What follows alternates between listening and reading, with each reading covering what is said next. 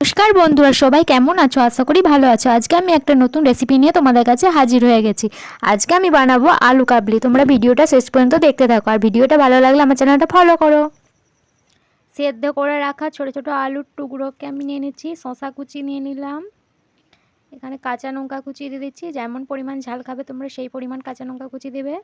গাজর কুচি দিয়ে দিলাম, ভেজানো মটরশুঁটি দিয়ে দিচ্ছি, পরিমাণ মতন লবণ, চাট মশলা একটু দিয়ে দিলাম।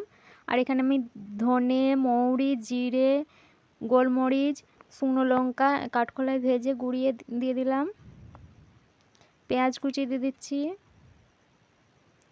ভেজানো ছোলা দিয়ে ভালো করে এগুলো মিক্সড করে নেব। একটা ছোট সাইজের টমেটো কুচি দিয়ে দিচ্ছি, আর এখানে তেঁতুলের জল একটু দিয়ে দিচ্ছি পরিমাণ মতন। উপর থেকে আমি চানাচুর ছড়িয়ে দিলাম। এরপর আমি এটা কে কে খাবে চলে এসো। ভিডিওটা ভালো লাগলে লাইক করো, আমার চ্যানেলটা ফলো করো। সবাইকে টাটা।